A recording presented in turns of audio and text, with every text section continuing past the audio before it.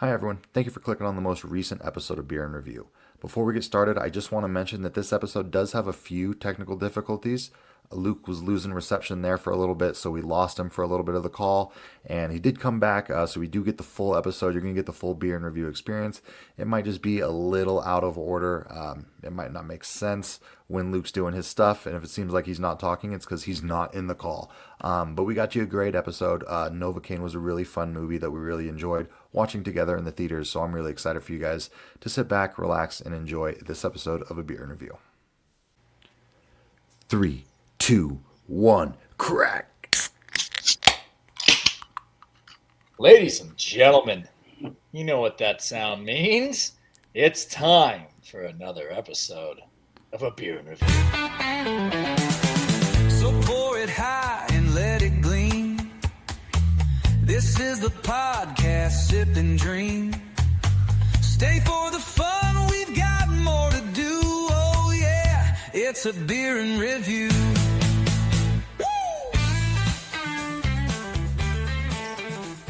That's right, folks. We're a country music pod over here now. With our beautiful intro music. I'm your host for the evening, Keith Fuchs, with my boys, Lucas Walker. What's up, folks? And Mr. Lane Good. What is up, boys? Well, sir, how are we doing? It's so good to see you. The first time listening to the song on the podcast, and it's the perfect length for me to fill up my beer. It was just beautiful. Yeah, AI is wonderful in some respects, mostly for podcast respects. It's also going to be probably the end of humanity, so there's that. But until then, we're going to use it to have banger music, you know? Let's use it for fun stuff while we have it, huh? Yep. God bless it. I love that you two use that time to pour your beer, and I never pour my beer. I just start drinking it. But on that note, cheers to our new intro song, and cheers to a fucking great episode ahead. Let's have a ceremonial swig, boys. Ceremonial swig. Cheers, boys. Well, gentlemen, it's a Saturday night. How we doing? What's going on? What's cracking here? It's a Saturday night. It's great. These weekend records are always very, very fun. We get a little bit more loose usually. So I'm very excited. We've been just living in a world of college basketball. So we're just keeping the momentum going since Thursday. This is wonderful.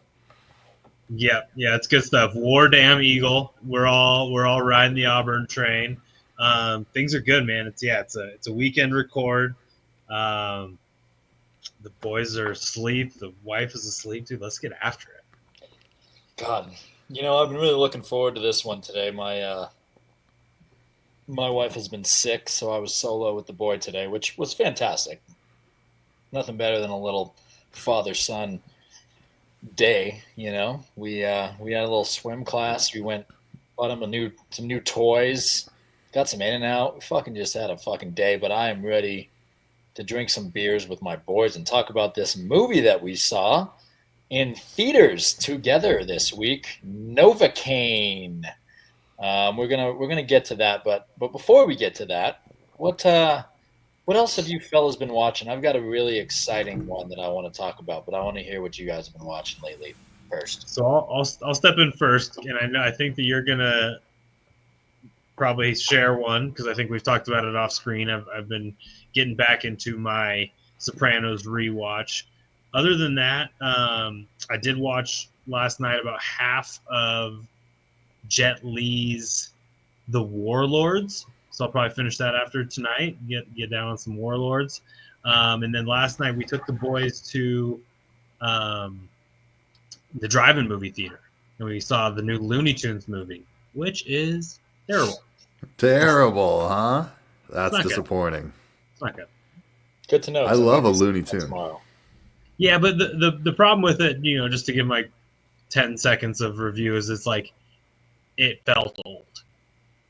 They have not, it could have come out 30 years ago and you wouldn't have known the difference other than like 2 or 3 references to things that are new, like when they try to get jobs as influencers and get canceled, right? Like for that purpose, it's a new movie, but like everything else about it just felt old. It just wasn't funny. That's up. You hate to hear it. Good to know. Yeah. I have not been watching anything at all. Severance season 2 wrapped up on Friday, so I will be watching that tomorrow.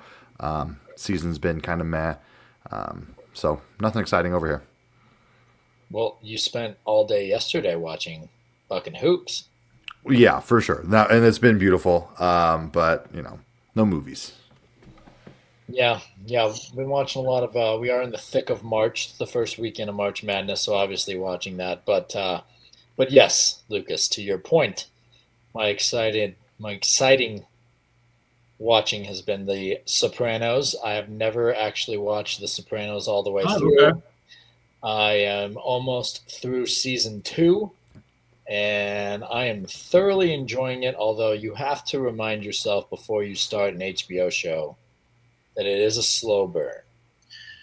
They burn slow. We've talked about it many times. A lot of times it's people in rooms talking.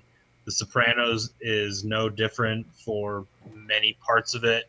There are some very gory things that happen, and some, the dudes get whacked and things like that happen. But for most of the time, it's a lot of conversations that are of consequence.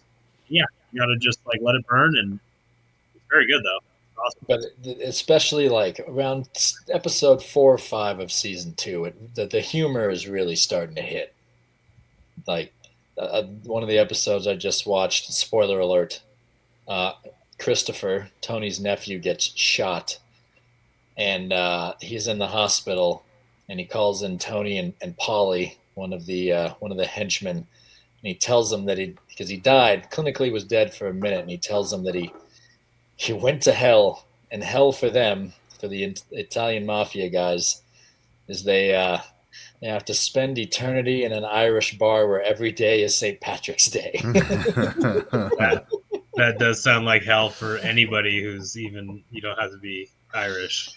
Which also hit because I think I watched that episode the day after, or the week after St. Patrick's Day. So that was just absolutely fucking hilarious. So really, really enjoying that. And then obviously we just saw the movie that we're going to review tonight, which is Novocaine. Came out this year, 2025, fresh in theaters. Hold on. Before you get going, I've got something to rant about. Oh, we've got Luke's rant. I apologize. I want to rant here for a bit because, like you said, we did go see this movie in theaters. Movies in theaters died a bit with COVID, especially, right? Theaters were kind of shut down. People stopped going to the movies. There's this push by the movie industry to get people to go back to movie theaters, to see movies in theaters again. In this movie and in several movies that we've watched recently, there's like a little clip before the movie of actors from the movie thanking you for coming to see the movie in theaters the way that it was intended to be seen. I just have to say, can we make it less fucking difficult to go see a fucking movie in theaters? They have made it so expensive, so time consuming, and so just utterly ridiculous that even as somebody who loves to go see movies in theaters and also believes that we should go back to theaters and save movie theaters because it's the best way to watch movies, why is this so hard and so difficult? I left my house. We went and saw a 9:05 movie. So I left my house about 15 minutes early. I left my house at 8:50. It was 40 minutes from the time I left my house to the time the movie started. The movie started at 9:30. There was 25 minutes of previews. And look, I like previews. I try to get there at the time that it starts because I want to watch all the previews. I enjoy seeing previews in theaters, right? That trailer that you see in theaters is different than the one you see anywhere else. There were 2 legitimate, just straight up commercials. There was like a Samsung commercial for like a Samsung phone, and there was a Coca-Cola commercial. And then there's the whole like, hey, Cinemark, turn your phone off when you're at the theaters, or here's the Cinemark movie pass deal, and you get 20% off on concessions. And then there's the fucking clip of the actors saying, it was 25 minutes. You can watch an entire episode of television by the time that the movie's supposed to start to the time it actually starts. Not to mention the cost of these movies. I mean, it's like whatever. The ticket cost is like $12. No big deal. We all got drinks. That's $15. It's nearly $30 to go see a movie. If you want to get snacks, you're looking at $40 to $50 for a single person to go see a movie. If you go take your significant other on a date to go to the movie theater, you're going to spend $100. You don't even get a meal. It's absolutely absurd. It's ridiculous. They've made it too difficult, too expensive, too long. I mean, by the time I left my house, went and watched this movie and got home, it was 3 full hours. I could have fucking played golf. It's crazy. I went last night to the drive-in, like I said, for my wife and I and our 3 children. It cost $17. We brought our own snacks. The movie started 10 minutes after the start time. What are we doing here, folks? That's a great rant. I initially thought you were going to rant about the actors saying thank you before the movie, because the first time we saw that, it was cool. Was when the 3 of us went to see Top Gun Maverick, and it was Tom Cruise, and it was like, all right, coming fresh out of COVID, it felt genuine. It felt genuine. It was a movie where they literally were all flying real fucking warplanes. Like, that was a real. Now it's just like, do we need to see the fucking actors from this movie, 2 of whom I don't even know the names for beforehand? Yeah, start the goddamn movie. Yeah, dude. Start the goddamn movie. It is a fucking travesty, because you used to be able to go to the movies and previews alone, like you build in an extra 10, maybe 15 minutes for previews. But yeah, you get an ad, so the lights go down, and then you get a fucking ad for something, and then you get like 5 previews that are too long, and then you get like 2 to 3 more ads before the movie even starts. So it is absurd, and the cost. I mean, my God, come on, man! Like popcorn, a beer. I think our beers were like $10 a piece, which isn't that much in theory, but yeah, when you add it all up, you're dropping buku bucks to go see a fucking movie where, especially it's a family event.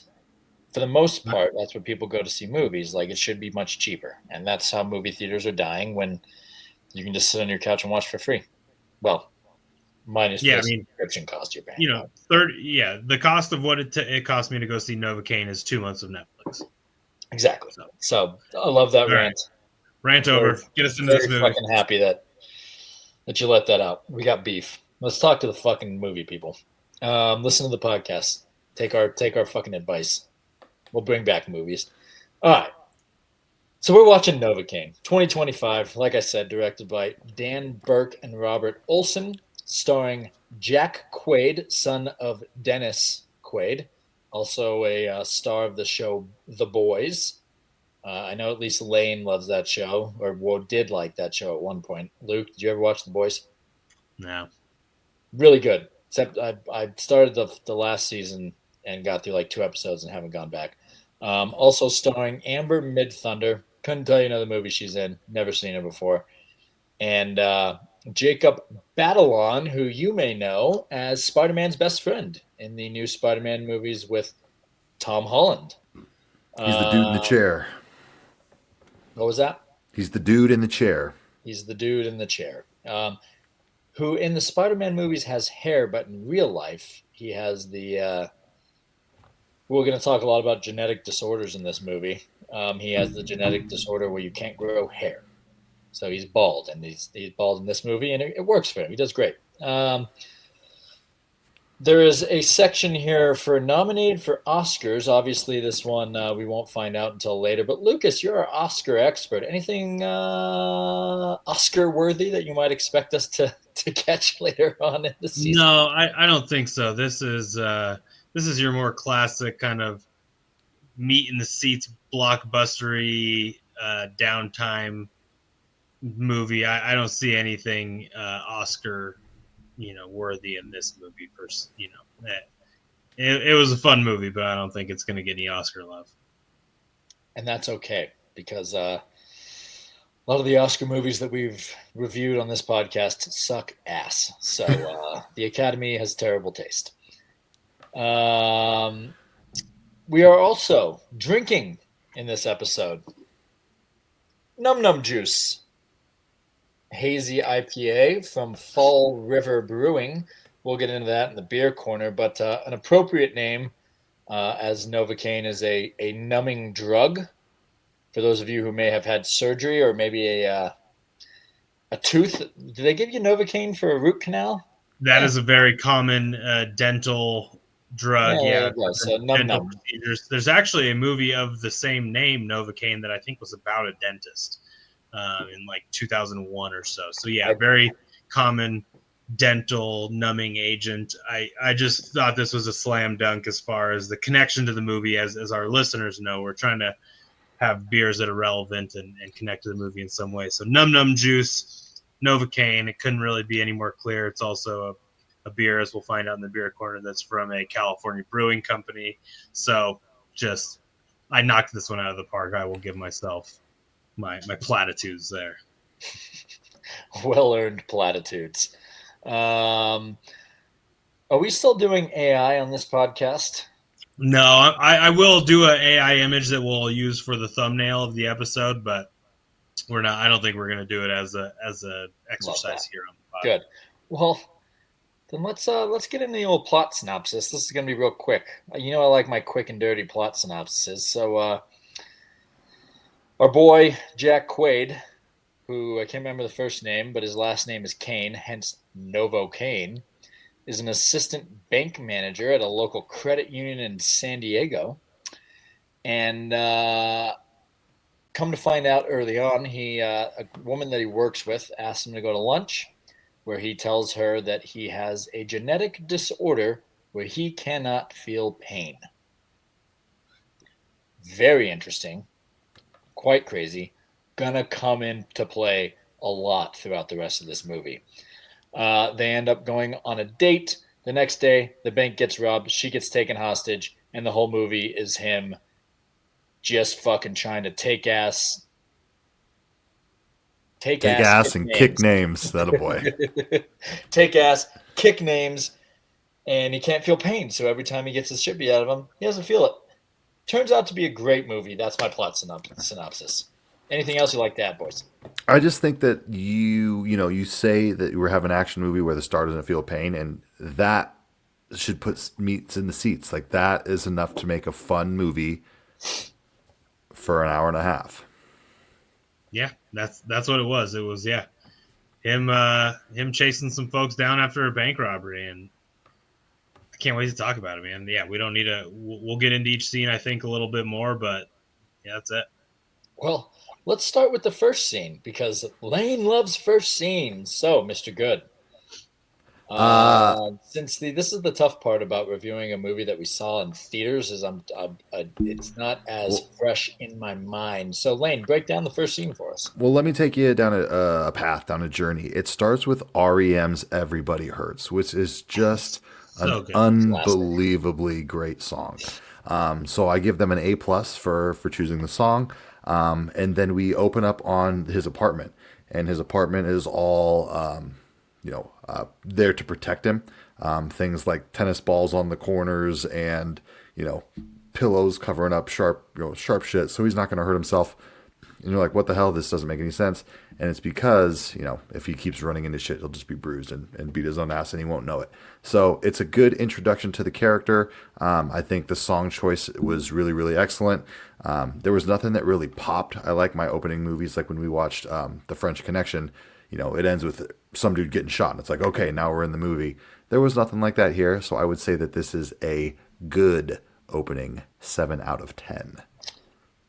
There were some things I really liked in this opening scene that just kind of, it was a lot of like Easter eggs or just kind of nuggets, right, to let us know where we were. Like, there was the part where they show the name of the bank that he works at, right, or whatever. It's like the San Diego Credit Union. It's like, okay, we know where we are. There's a bunch of things going on in his apartment, like you said. He has like a little thing that stops his hot water to make sure that his water doesn't get too hot. Yeah. Right? So there's like so many things. He's driving a Volvo, which I read was intentional because Volvos are known to be the most safe vehicle. Like that is what they are all about is the safety. So like it's just everything in this opening scene is all about the safety and then the whole time you're listening to this, Everybody Hurts, which is just chef's kiss. Perfect song selection. Phenomenal song selection. You mentioned the shower. That was the thing that stood out because that was the first thing that we see is the knob on the shower stopping it from going too hot. I saw that and I was like, wait a second. Have I ever seen a shower that has a stopper so you don't get too hot? And I was in my head thinking, and then as it progressed through the rest of the opening scene, I'm like, oh, duh, that was there so that he doesn't get burnt. Doesn't cook himself to death. Doesn't cook himself to death. Yeah. But yeah, I mean, I really think for these openings, if you just play really good music, I'm going to be in. So great selection. A perfect selection, fitting selection for this movie. So before we dive into to the more scenes that we really need to dive into, let's go character draft, boys. This is not a lot of characters to choose from, I don't think. So we're going to go 2 rounds. That might be cutting it a little tight too. It might be a little tight. That gives us 6 characters to choose from, which might be about all the characters that we need. Who wants to go first? Okay, let's pick the number. Yep, I've got a number. I'll go first. I'll go 3. I'll go 9. 6. The number is 8, so it'll be Keith, Lane, me. Beautiful. Keith, get it started. Lane, Wait, Keith, you said 9, so it's actually Lane, Keith, Lane me. goes Sorry. first. Great. Lane, Keith, me. That's good because I'll take the obvious selection. Jack Quaid's character Nate, very similar to his character in The Boys. Kind of just this doofus who is really fun, really likable. He had the scene where he's like, you're my only friend. I need you. There was a lot to like about him as an action star, as like the star of the movie. He's really likable. But I think he did a good job of playing this action guy who's kind of just going through some shit, just trying his best. It was a really fun character to watch. And I think if you were to cast, anybody, I think this is probably one of the best choices you could make. So Jack Quaid did excellent, and I like watching him in movies. I like that you picked that. I just want to say, since you picked him, because could you imagine being the son of like Dennis Quaid? I would call Dennis Quaid like a Hollywood hunk, especially in the 90s. He's like a ladies' man. A lot of women really love Dennis Quaid. Good looking guy, been in a lot of good movies. And you're his son, and you're just this goofy, lanky, awkward looking dude, and all the roles that you can play are just of goofy looking dudes. Not the best card dealt for him, but he's played it well. He's done really well with it. So good for him. He just had to carve his own path there. He had to carve his own path, and he's doing great with it. It wasn't going to be handed to him. God wasn't going to give it to him that easy, but he's done great. My pick is going to be the namesake of my name on this podcast, which is Spider-Man's best friend, Jake Balani, I believe. Batalon is his name. I really enjoyed him in this movie. He was the online friend of Novocaine. They play Minecraft together, and they've never actually met in person. And then he has to come and help save the day. And he was awesome, and he's hilarious. I loved that he told Novocaine, I'm just going to keep calling him Novocaine because I can't remember his first name, that he rode a Harley and that he was super good looking and like 6'5", and then he shows up in person and he's this tiny bald guy that drives a Vespa. Fucking great. Hilarious. Lucas, who you got? Man, I feel like I'm going to get the 2 best characters here at 3 and 4.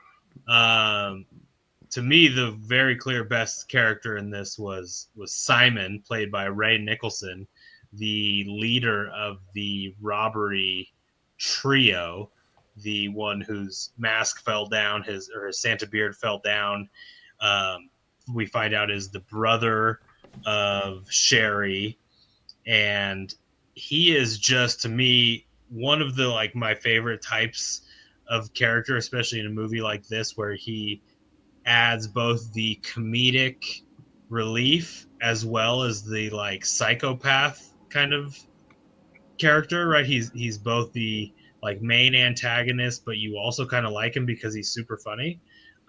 We have like the scene where when we find out that he's the brother of Sherry and he's got the package of cola gummies, candies or whatever, and he like, starts eating them, and he's like, come on, you love these, and he's eating them, and he's talking where he's like, these are terrible, by the way.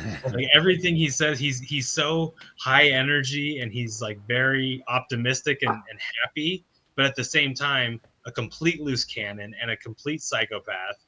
And even when things are going as bad as possible for him, he's like cracking jokes and being funny, like when he's driving the ambulance and he finds out that Nate's in the back awake, and like he's cracking jokes the whole time. He's super funny while at the same time being a complete psychopath. And to me, that's a very difficult combination to pull off, and he pulls it off so well.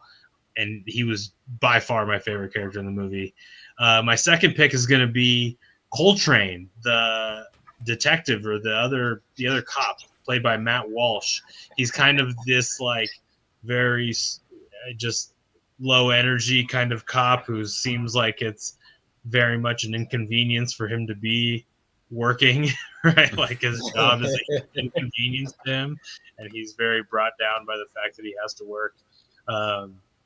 He's very kind of dark humor or dry humor, just a very funny character, played beautifully by Matt Walsh. And I think those two are my two favorite characters. So I'm pretty, stoked to get them at 3 and 4. That was a great pick. Great pick. He's also the doctor in The Hangover. Very good dry humor character. Just a dry humor, like he's not excited about anything that's going on. Fantastic. Great extra in comedies. I am going to go with my second pick, Ben, who was one of the 3 bank robbers and is killed very early on. We don't get to see him very much. I am strictly drafting him because of the way that he booby-trapped his house. We'll get to later, but that was fucking amazing. Like Wile E. Coyote. I love doing this character draft because we get hits like that, Keith. Great job. That leaves me with Sherry. She's the last character, I think, of note, so we should just go ahead and give her shout out. Played by Amber, coolest last name in the world, Mid Thunder. That's crazy. Can we just like make an aside quickly there on the last name, because like last names kind of historically stem from what your job was, right? Or that's kind of like a thing. Yeah. Carter, right? Right, like your carpenter, right? Like these last names, it was based on what the hell could her ancestor's job have been that her name was Midthunder? Weather woman. Fucking Zeus. Yeah, it's amazing. Anyways, go ahead. I love that. So shout out to Amber Mid Thunder. Yeah, she did really great in this movie. I think she wasn't really given much. I didn't see the twist coming where she's going to be, the sister of the bad guy, that she was playing Nate the whole time. I did not see that coming. We've discussed that I'm bad at seeing things coming, but that I thought was a pretty decent twist. This movie is not meant to be anything too serious. It's meant to just come in, have some fun, and get out. And I think that she did a pretty good job of playing the damsel in distress, but also took it one step further to be smart and in on it and part of the plan. And she was using Nate, and it's probably something we've seen before, but I think she did a good job with what she was given. She did. So let's get into old Sherry here. Let's talk about all the scenes that we must discuss. Going through this and thinking about the movie, there's really like 4 parts, and basically that's the 4 scenes that I'm gonna go with here. So let's start with the first date. So just after we get into the intro, Novocaine is at the bank, and they're having an employee meeting to start the day. And Sherry walks in late, and our boy, what is his fucking first name? Nathan. Nate Yeah. Kane. Okay. Nate is obviously taken aback by her. She's wearing headphones. She's got piercings. She kind of doesn't look like she should work at a bank. She's a teller. And then she comes into his office and says, "You want to get lunch?" And because he has this condition and he is afraid of everything, he tells her no. And then she eggs him on. And finally, he says yes. They go get lunch. He orders a milkshake. She gets a piece of pie. That's when he tells her that he has a condition where he can't feel pain, and he's afraid that if he takes a bite of the cherry pie, he will bite his tongue off and not know it. I'm also including that as the first date, and then later on, she asks to go out. He goes out with her, and then they have the intercourse. They meet an old friend of Nate's, not a friend, but a guy who used to beat him up as kids. The opposite of a friend. The opposite of a friend, a bully at the bar. What'd you guys think of that scene? I don't want to go in too much unless if you guys want to talk about specifics within that whole sequence, because it's really a sequence, not just one scene. Go ahead.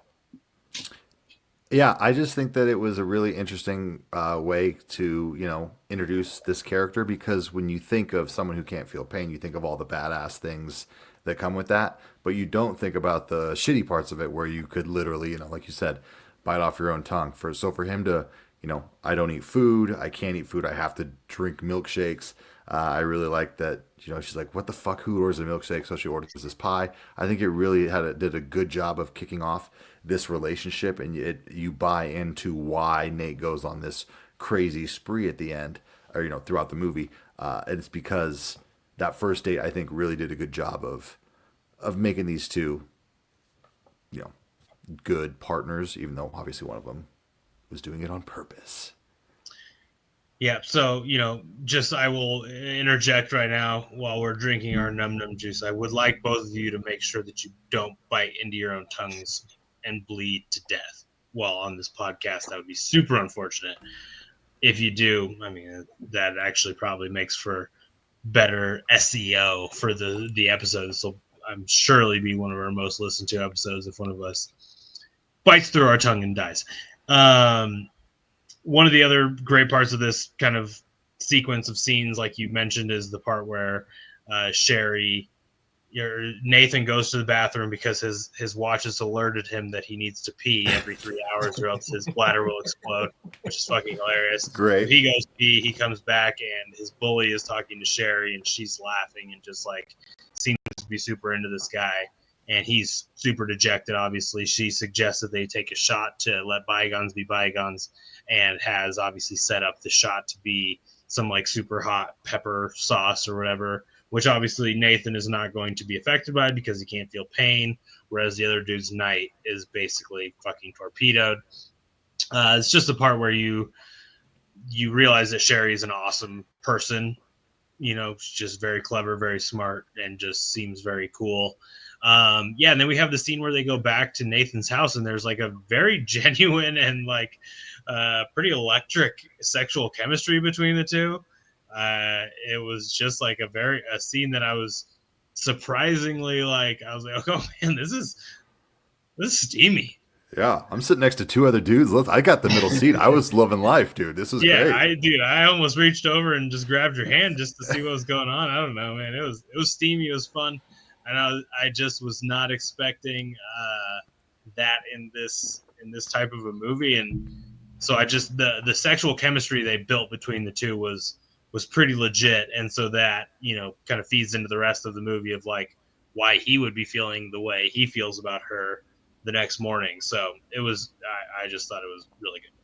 Yeah, I think they set up this relationship as good as they possibly could.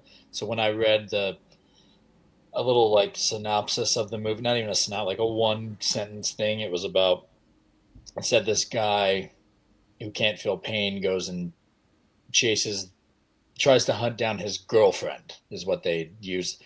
This was not his girlfriend. They went on one date, but they set up that one date so well from the beginning with the pie. You know that he has a crush on her.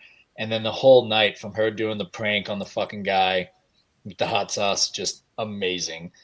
And then going back to his place, and he has all these tattoos.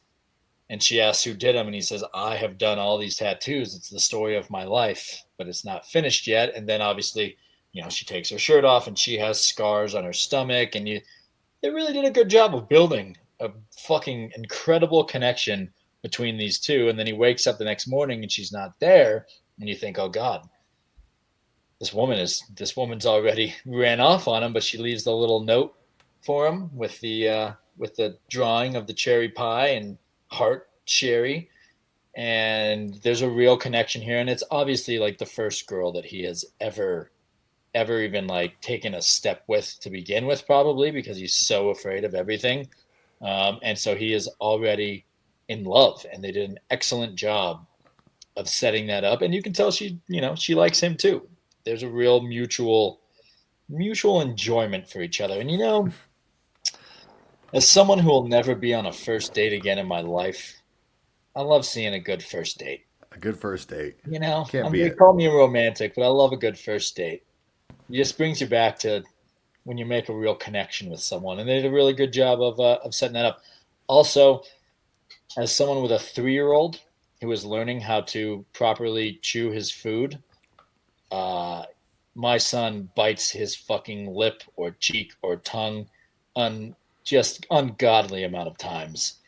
So I can actually, you would think it's stupid that someone eating can't tell that they're going to bite their tongue. But, when you're first figuring it out, if you can't feel pain, that's a real fucking thing. I mean, I still do it. I'm 34 years old. I haven't figured it out. So, worst. One day I'll get it. It's the absolute worst thing, because you're like, man, I've chewed food tens of, if not hundreds of thousands, if not millions of times. How did I fuck this up and bite myself? But it's the goddamn worst. All right, so the next scene that we're going to talk about, really sequence that we're going to talk about, is the bank robbery. So the next day, they go into work, and Nathan, now that we know he got the nickname Novocaine from his childhood bullies, he wants to talk to Sherry, but he's all nervous. He doesn't know how to approach her. She's working the teller box. He finally gets up the courage to go and go talk to her. And what was the line? Sherry, I don't think this was it, but I fucking fell in love with you last night. Something like that. He's like practicing his lines of what he's going to say. And then in come 3 Santa Claus guys. One character we didn't draft was the bank manager because he wasn't really in it for that long. But I love how he went up to the Santas like, hey guys, what can we do for you? Great outfit. Not realizing that they're about to rob the fucking bank. Have you ever seen a movie, Bank Manager? What are you doing? Right? Come on, man. 3 guys dressed as Santa Claus like that, they're definitely coming to rob you. And then he gets killed, and then they take Sherry hostage, and we get a little glimpse of Nate getting punched, and he can't feel anything, but they take Sherry, and now he is pissed. He starts chasing after him. They shoot a couple cops, and then he tries to kind of help a cop, but then takes his gun, takes his car, and chases down Ben, the guy that I mentioned, and that goes and leads into a chase through a restaurant where Nate eventually kills him in the restaurant. And now the cops are on Nate's tail, thinking that he is in on the bank robbery, and maybe like killed one of the accomplices or something like that. What were your thoughts on that sequence of events there, and Nate finally kind of embracing the not being able to feel pain? Yeah, it was exciting. I think, if you've seen the trailers for this movie, the fight that, Keith is talking about throughout the kitchen where he dips his hand in the air fryer, that's something that you see in the trailers, and there's a reason for it, because it's, it takes a half a second to realize what this movie is. He can reach in an air fryer, grab a gun, and pull it out and shoot somebody. So they did a really good job of utilizing all that. I thought it was really interesting that he immediately jumped to stealing a cop car, but okay. So it was a good fight scene. I really liked seeing him kind of embrace this. All right, we're doing this. This is kind of the first time he's done anything outside of his comfort zone. It's kind of like the movie Bubble Boy with Jake Gyllenhaal, if you've seen that, except an action movie. And I think that this first kind of outing, they did a really good job of showing you why this is going to be fun.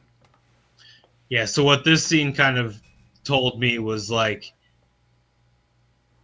he's not a superhero, right? He's not a badass. He's not good at fighting. he's not ready for this. He's not prepared for this. The reason he's going to be successful is because he can't feel the pain, but that doesn't mean that it's like going to be badass and smooth, right? And so he's kind of this superhero in the opposite way that most superheroes are superheroes. But the other thing that was cool about this was that we find out that like he's not impervious to damage, right? He sticks his hand in and he pulls it out and it's all fucking mangled. He's got severe burns. Like, these burns need to be treated. He can't just do these things, and he's not Superman. He's not Wolverine. It's not going to heal itself. He has deep fried hand. Right. He has a deep fried hand, which is not good. That's bad. He just can't feel it, right? So it's not going to get better on its own.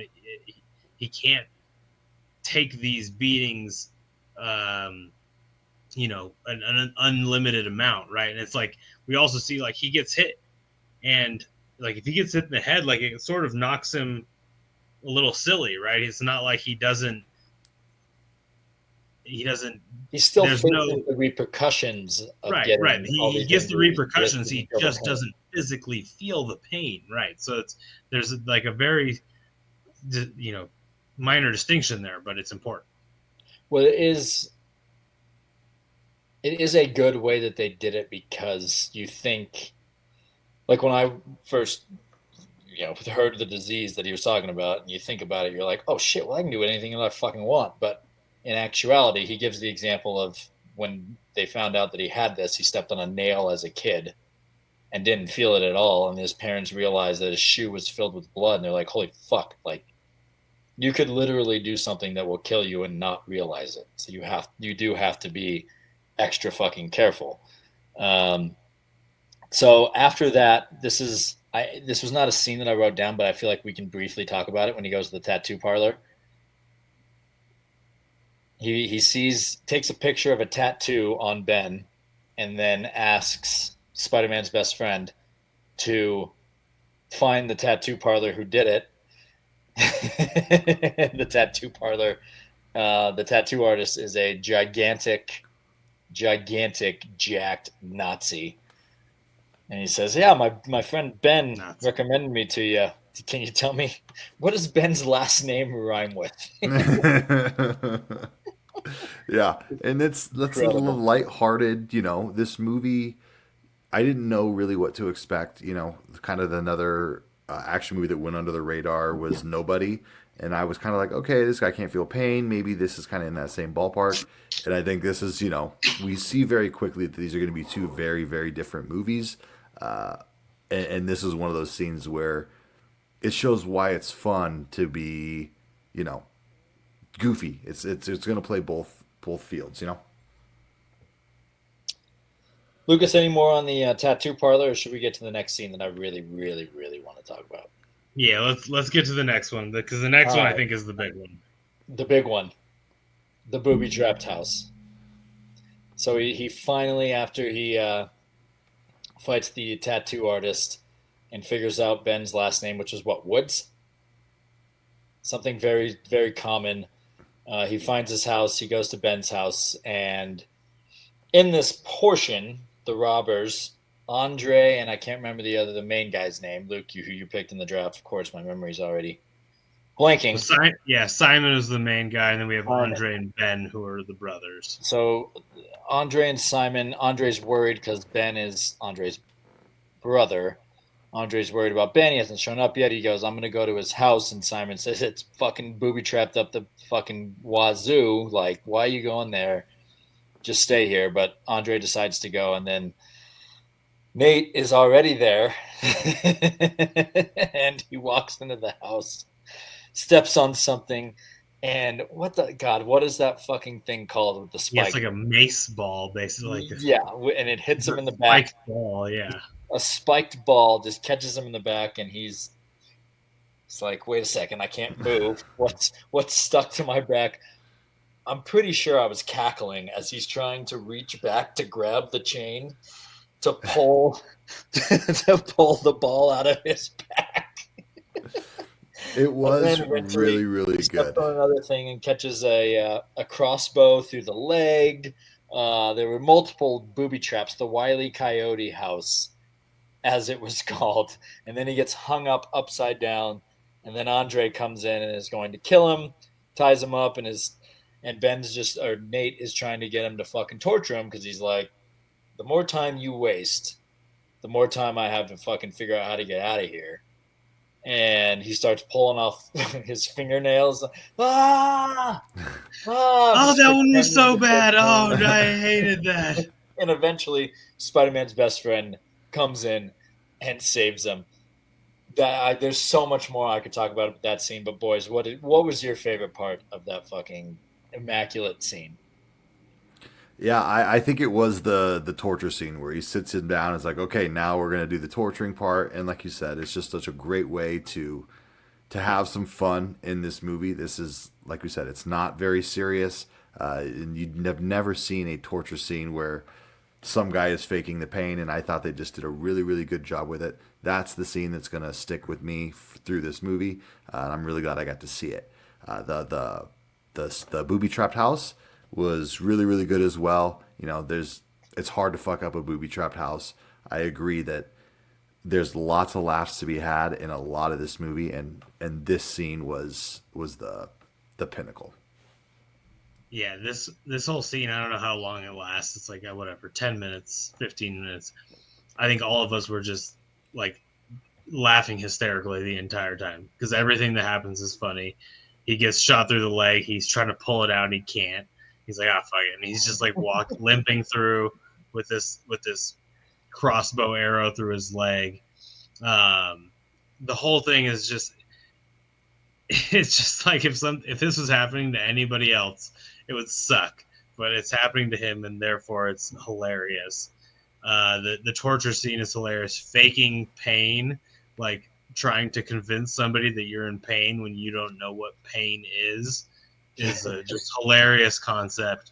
And then it finishes with one of the most just absolutely insane murder scenes where he is being attacked by this guy and uses the crossbow that's currently lodged in his leg to stick it in this guy's head and then push it all the way through to the point where this crossbow is through his leg, a dude's head, and his other leg, and he's there then stuck there. It's perfect. It's Whoever so was good. in the writing room slapped that day. Just fucking killed it. Amazing work. Just so good. The only slight beef that I have is he couldn't pull the arrow out of his leg, and now the arrow is stuck through two of his legs and a head, and somehow him and it's easier to go in once it's already in. It's hard to pull it back. yeah. Look at the shape of an arrowhead, Keith. All right. Right. Yeah. Well, however they got it out of Simple physics. those three objects is amazing. But yeah, that scene just fucking had me dying laughing. Excellent. And that basically brings us to the final ending here, which I call it the standoff. It starts when Nate gets to the auto body shop, which the bad guys own and work in. And that's where he finds out that Sherry is the brother of Simon and the bad guys, and she's in on it. And after a bit of a fight, where obviously Novocaine can't feel anything, Simon is going to drop a car and crunch his head under a wheel. And then I believe the cops show up right then as he's about to get crushed. And then that leads into the whole final scene of the car chase. God, there's a lot more in this sequence than just that. But Simon ends up taking an ambulance that Nathan is in, and there's a whole battle royale. Eventually, they get caught. Simon dies. I'm blanking on a lot of the rest of it. Boys, what else you got? Fill me in. I'll jump in here and just say this is kind of where the movie lost me a little bit. I think that, I mentioned that this movie at the beginning, that this is a good hour and a half of a movie. And this movie was not an hour and a half long. And I think towards the end, I was ready for it to be done. It's like, okay, we get what's going on here. We've had our fun. You keep pushing the gas, and I need you to hit the brakes. And it was fine, but at this point, I was ready to get off the ride. Huh. I'm interested to hear you say that because I felt basically the opposite. I didn't feel that at all, right? I felt that we were building and like crescendoing into the crazier and crazier, more unhinged that this movie could get, which this movie is a comedy at its core, right? It's a comedy action, and it has this setup with the antagonist not being able to feel pain that allows us to explore areas of the graphic, gory action that just other movies couldn't touch, right? So we get to this scene where we've got this ambulance chase that ends up in the ambulance getting flipped over. We've got this fight between this Simon, who, like I've mentioned, is just hilarious, but also completely a psychopath, versus our hero, who we have established is not a badass. He's not a fighter. He's not tough. He's not. And so he's getting his fucking ass kicked to the point that, and it's hard to watch, right? Simon snaps his fucking arm like at the just above the wrist, like the worst part that you could imagine to break it, right? Like you would want to break maybe at your elbow or at your wrist. Breaking in the middle of the forearm is the worst part to break it. And then he's down. We've got then this fight between brother and sister going on, and we have Nate taking his second shot of the EpiPen, which is basically just an adrenaline rush. The second time he's done this and got himself back to it. And we've had him now kill one guy after sticking his hand into an air fryer and like shooting him. And funniest line of the whole thing was when he asked that guy if he was okay. Then we have the second death, which is the crossbow through the head leg, right? So it's like we're getting crazier, and we get craziest where he's now got a broken arm that is a shard of bone that is sticking out, that he impales the dude through the chin, through his fucking head. It's just so unhinged and insane. I read that kill, that scene was an ode to a Mortal Kombat fatality.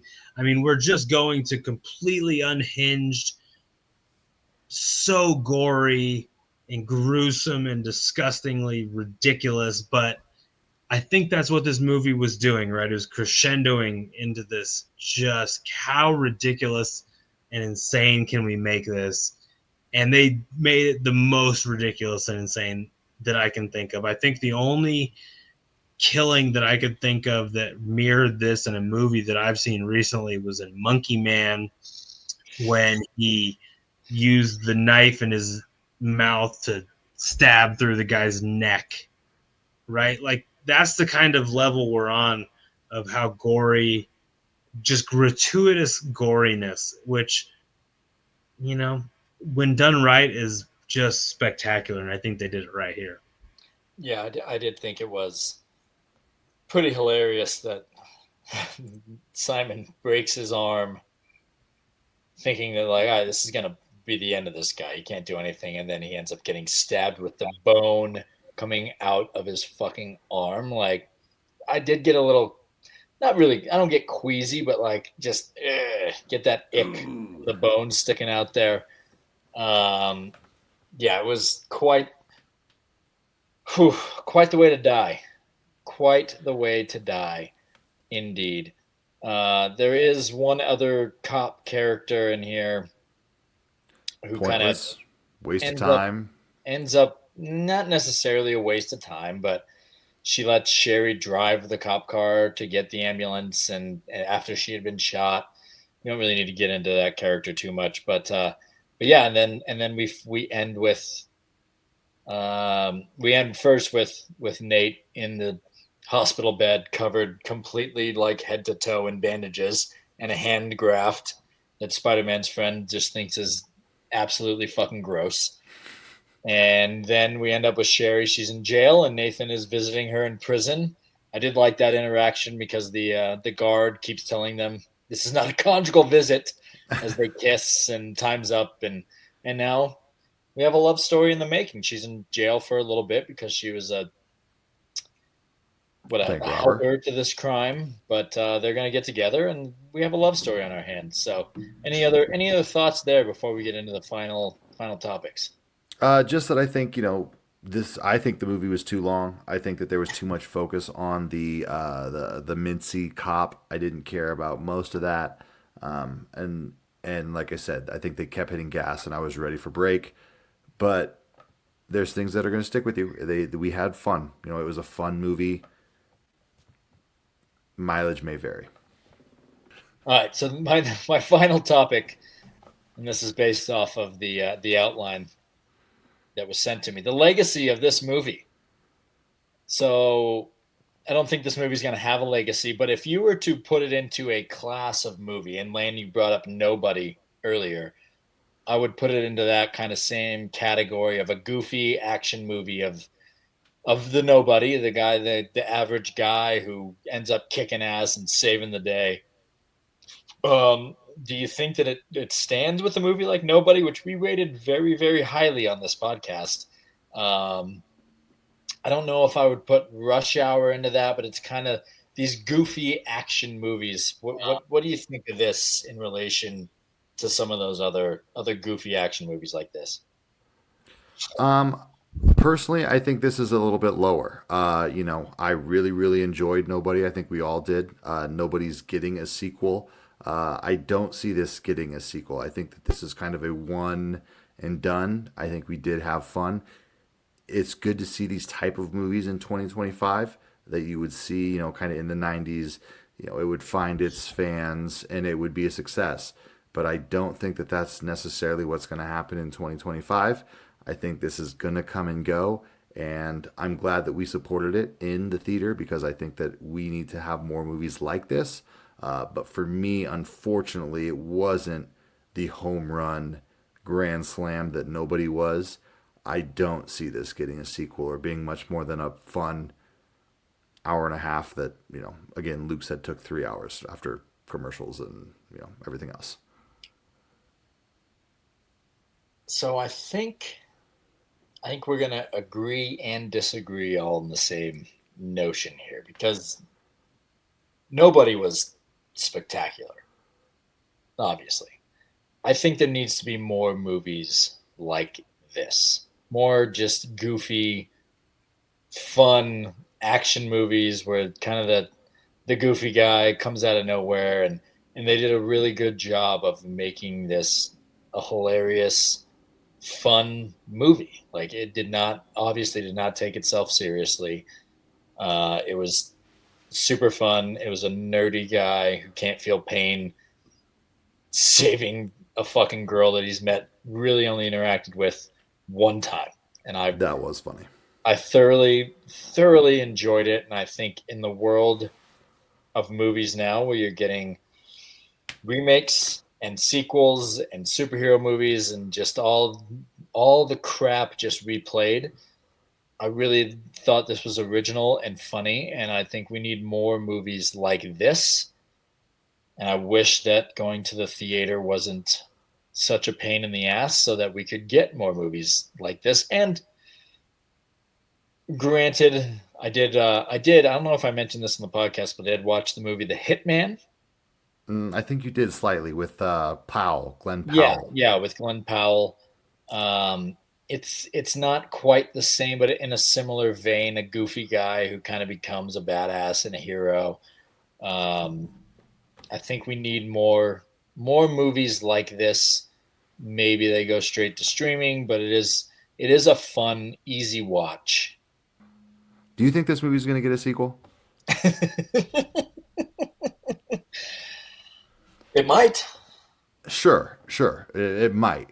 But I mean, we need Do I Luke think here to it's talk. worthy of a sequel? No, That's the question. I don't either. it's not worthy of a sequel. No. But it was a good, fun watch. Yeah, I agree. Although there's a lot of sequels that get made for much worse movies than this. Yeah, And they really take this really, really far. They could, because it is a fun idea. It is a sellable, marketable idea. You know, if you just say, "Oh, hey, there's a movie where a guy doesn't feel pain," you know, people can buy into that very easily. You know, and they've made 4 John Wicks. You know, and the first John Wick was about a guy who was getting revenge for someone killing their dog. You know what I mean? So, like, I'm not saying that this is John Wick, but I think that there's room for improvement with a really fun idea. It's so funny that you brought up John Wick. Because when John Wick first came out, I did not want to see it one bit. I thought it was going to fall into the. It's kind of like that Fast and the Furious genre. Not the first Fast and the Furious, or even the second Fast and the Furious. The Fast and the Furious movies became these outlandish fucking things that just had a cult following. And I watched the second John Wick on a plane recently. And first of all, when I watched the first John Wick, I was just absolutely fucking stunned by how good it was. Yeah. And then I watched the second John Wick, and I fucking loved that one. And I need to watch 3 and 4, and they just came out with a new John Wick. So don't you dare say that this can't go farther, because it can go. They can make many sequels off of this movie. I hope so, because I think Jack Quaid is the man, and he deserves it. Ladies and gentlemen, boys and girls, let's take it to the money man. Luke Walker, make the dollars make sense. All right. I had this information ready. Yeah, financials. So pretty modest budget on this one. $18 million in obviously 2024 2025 dollars, since this is a new movie. So that's a very low budget, considering, you know, kind of what we had in this movie and what we've seen in some movies in the last couple of years. Opening weekend in the United States and Canada just shy of 9 million, so it did just shy of half of its budget in the opening weekend. Gross worldwide in the last, like, what is this, would be like 10 days, not quite 2 weeks, 15.5 million. So I think by the end of the weekend it'll probably have hit its budget. Going forward, obviously everything is going to be profit, and this will hit all sorts of streaming services. This is solid, man. I'm going to give it a B+ for now, but it's got room to get better. I think this is going to do really, really well once it hits streaming. I think once people are able to watch it easily, I think it's going to catch a lot of steam. It's going to go full force. I think so too. It's the type of movie that you can turn on for a Netflix and chill situation when you're hanging out with your local sherry. It's gonna be pretty good, I think. Shall we go to the beer corner? It's my favorite thing to do, Keith. Let's go to the beer corner. You know, ladies and gentlemen, I'm thirsty. I want to go grab myself a brew, and I want to hear about who made this beer, why they made this beer, and how this beer was made. I'm going to sit at the bar, and I'm going to have a drink, and I'm going to listen to the sweet, serenading voice of Mr. Lane Good. Break this down for us. Let's go to the beer corner. Hello, ladies and gentlemen, boys and girls. Like we mentioned a few times throughout the episode, we are drinking Numb juice. It's the perfect beer for this movie. It is a hazy IPA coming in at 7.5% ABV and 33 IBUs. So not a very bitter beer. Awards 0. That takes some balls to put that on your website, I tell you what. But it is a good beer. Let's see. It's got a candy-like finish on both the nose and the palate. I will say it was very fruity. I wouldn't say sweet like candy, but, you know, that is what it is. While being served in a coconut with a little umbrella seems fitting, the can it's in will have to do. It's so nom-nom that it might leave you num-num. So drink responsibly. Cheers. I don't know what that means, but that's what it says on their website. For the brewery itself, you know, a pretty typical craft brewery story. This one did start as a husband and wife pair. They started home brewing in October of 2011. Then they started going out of their garage. They sold their first keg to a local restaurant, which is a pretty big milestone. I like that they got a picture of the tap there in October of 2012. Then they got their new 15 BBL system, the Brazilian butt lift system. They opened a tap house in Reading, so they are out of California, which is again why Luke picked this beer, a little California beer. And yeah, I mean, they're really, truly trying to blow up. I think they're mostly just in California and Nevada. So if you are not listening from California and Nevada, then you want to have the beer, come visit us. Come visit us in the great state of Nevada / California, and you can drink this wonderful Numb juice. And that, ladies and gentlemen, is the Beer Corner. And with that, it's time to for play America's favorite game. Rotten Guesses? Let's play some rotten guesses. Beautiful. Beautiful. So, Keith, I think that this is going to be your first attempt in year number 4 for Rotten Guesses. You were not here for French Connection, so you have 97 and 87 points, which I will fix. I'll fix it. Okay? Don't give me a hard time.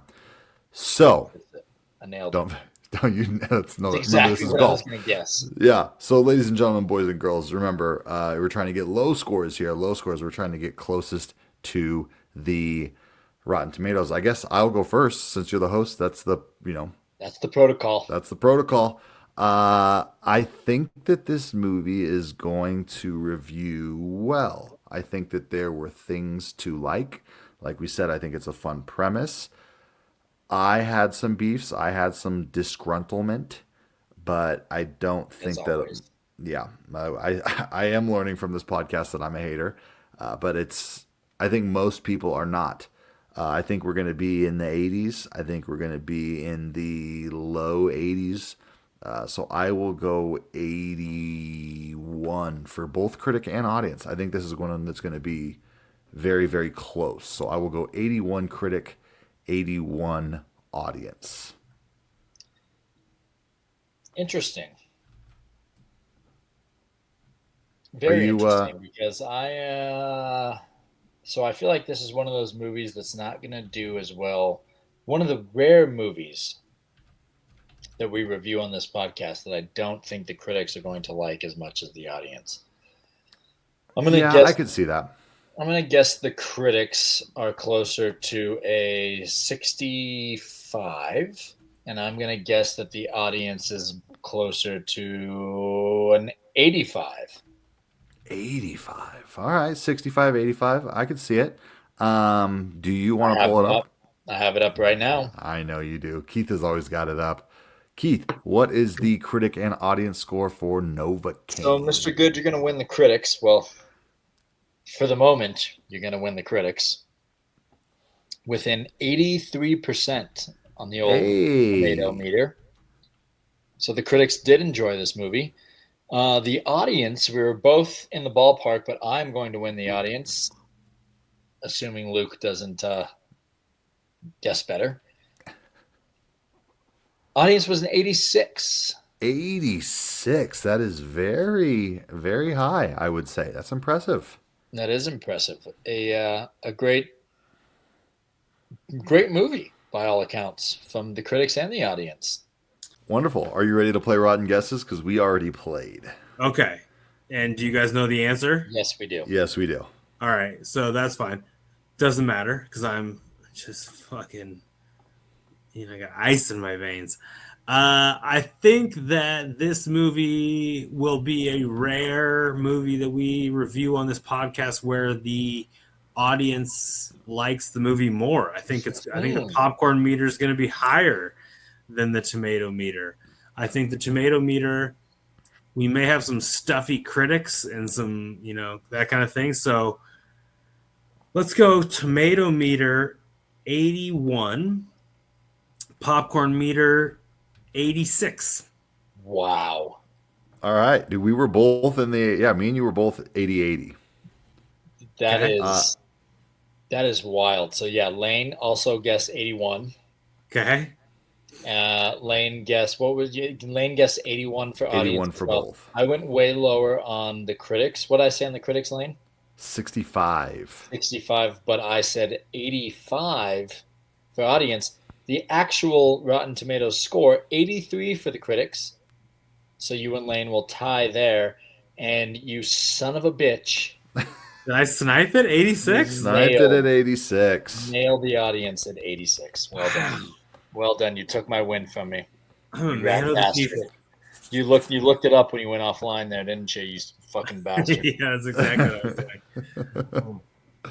Well, All right, I Lane. think it's time for us to do our review. And I'm going to be coming in a little bit lower than you boys, I do believe. I had fun. It's a fun movie. It's a fun idea. We laughed. We gasped. The three of us were in a movie theater together, I think for the second time since doing this podcast. It was fun. The movie was too long. There was stuff that didn't need to be in there. It was an hour and 50, bro. It wasn't It's long. too long. It wasn't even long at all. It's too long. It's too Yes, long It's for this. fast moving. This movie is a You gimmick. can't. I mean, for a real movie, anything under This isn't a real movie. an Yeah. hour 2 hours 45 is is not kind a- of crazy, right? Yeah. Luke, fuck is you are wrong with with you? me. You're with me on the movies are too long train. Yes. Yeah, This but should this be a isn't a tight- long movie. This should be a tight 120. Oh, shut up. 130. No. What's your score? 120. No. 130. Jesus, you're a fucking clown. I What's your think 130 is the minimum for a feature film. You're Period. wrong. 90 You're minutes. wrong. You're wrong. 90 Yeah. minutes for a feature film is the absolute floor. 150 to me is fairly Yeah, it's a reasonable. perfect amount of time. Yeah, fairly reasonable. I think you may be factoring in the 25 goddamn minutes that it took for this movie to start from the time that it was supposed to start on our tickets. That may be possible. I'm going to come in at a flat 7. This was a good movie. I enjoyed it. I won't watch it again. I will probably forget it, except for there'll be a few things like, oh yeah, that's right. He did stab a guy through the neck with his, arm bone. Mortal Kombat style. Yeah. But Those if you ask me in a few years if I had seen this movie, I'll be like, oh yeah, that was fun. It was good. That's higher than I expected you to go. All right. Lucas, what would you give this I'm movie? going to go, I think, quite a bit higher. Not crazy high. I'm going to go with an 8.4. I think that feels fair for this movie. I loved it. I've told everybody that I saw, or that I've talked to about it, that I saw it and that I really enjoyed it. It was hilarious. I mean, there was the basically the entire time that he went into the booby-trapped house, all the way through the torture, was fucking hilarious.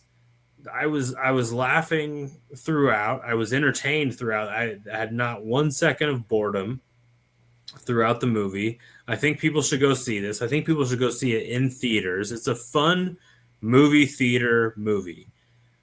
We watch a lot of movies on this podcast that are technically better, right?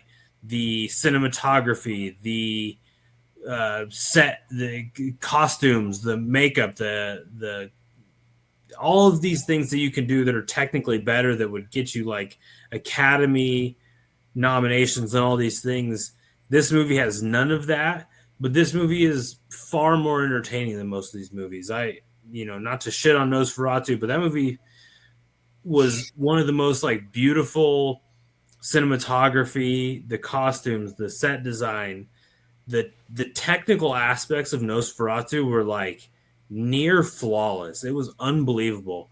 I fucking hated that movie. I wanted it to be over almost immediately.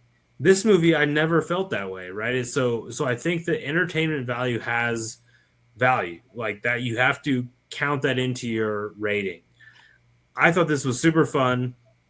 It reminded me a lot of Nobody. We've mentioned that movie in this podcast. I think I gave Nobody a 10.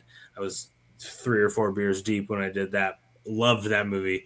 These two movies are pretty comparable to me, right? This genre of action movies, super gory, with some dark comedy is a genre that speaks to me. I love it. I really enjoy this movie. 8.4 seems good. Does this movie get a sequel? I hope not. I don't think it needs one. Keith, what's your rating? Again, when we go see the movie in theaters and have time in between, I'm so used to watching movies right before we go on this podcast. I thoroughly enjoyed watching this movie. I didn't think that it felt long at all. It was entertaining. It was just, I'm really, really happy that there are still movies being made like this that are just fun movies. Just fun. Yes. Just good old fashioned fucking fun. I am going to give it an 8. I do think it was great. I do think there is possibility for a sequel, as I mentioned earlier, because you can go a lot of places with a guy who can't feel pain, and the sequels might be god awful, but I think that they could do it. But I was just really happy to go see an original, fresh idea in the theater, and just a fucking fun movie. Just a fun movie, a fun idea, fun actors. I'll give it an 8. It was great. Yeah, that's what it is, man. It was original. It was fresh. It was fun. Movies should be fucking entertaining, This is what man. we need movies to be.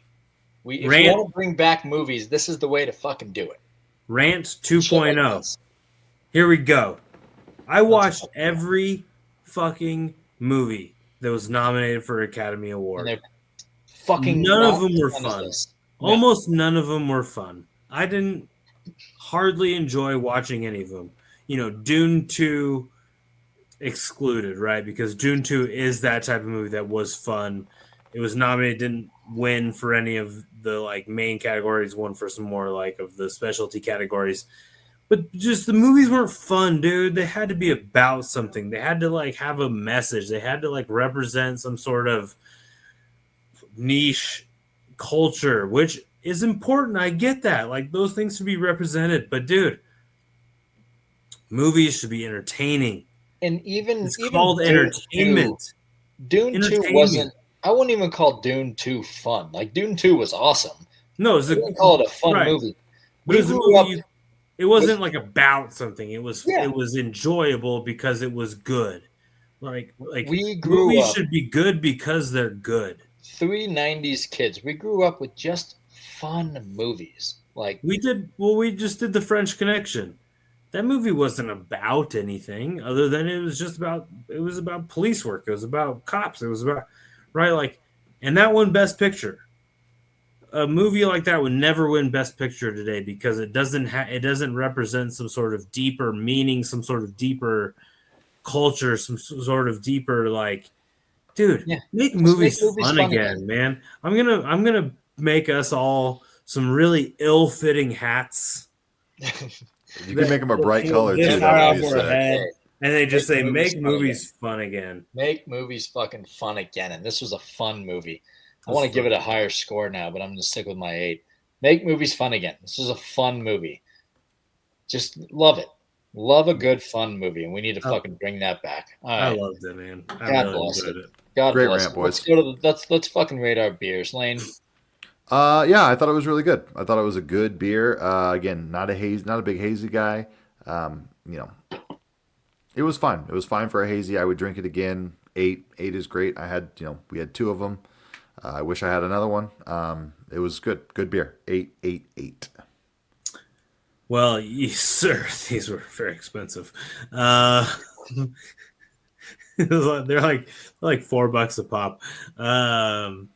That's from buying them at Total Wine.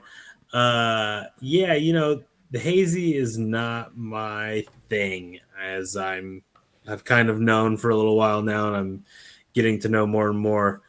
This almost feels like feeling drinking like cough syrup almost, or like I don't know, man. It's just so much, dude. It's so heavy. The taste itself is pretty solid, but it's very overwhelming. It's just not my gig. I'm gonna go 6. I do feel like I could probably bite through my tongue and bleed out right now. I think I am. What's that? I am perfectly in between the two of you. I'm going to give it a 7. I go back and forth on hazies. When they first came out, I really liked them. I got tired of them. I kind of came back, but not really. They're fine. They're just kind of, they're a little too, I don't know if it's the foodiness. I don't know what it is. There's just something about them that's not like, it's not, it doesn't feel like I'm drinking just a good old fashioned pure beer. It's like they're trying to add taste that doesn't need to be there. Because we know what a beer tastes like. You're not going to add that much. When you try to add more to it, you're just taking away from it. But it's still good, and I'm still drinking it, and I'm still enjoying it. It's 7. 7 it is. Beautiful. I think, ladies and gentlemen, that's an episode of A Beer in Review. We're trying to get better about watching new movies, but I think we're already very aware of what we're watching next week. We'll be watching Mickey 17, because if I remember right, Lucas, you said it will be reaching streaming services within the moment, if not already. It's either today or tomorrow, depending on what part of the time zone you're in. It may be right now. Beautiful. So and I'm excited it's to have. available for us. We should be able to review. We should be able to watch in the next 2 or 3 days. We should be able to record this week and do another Tuesday episode. So yeah, Mickey 17. Mickey 17. Ladies and gentlemen, boys and girls, that is A Beer in Review. Gentlemen, cheers. Yes. L'chaim.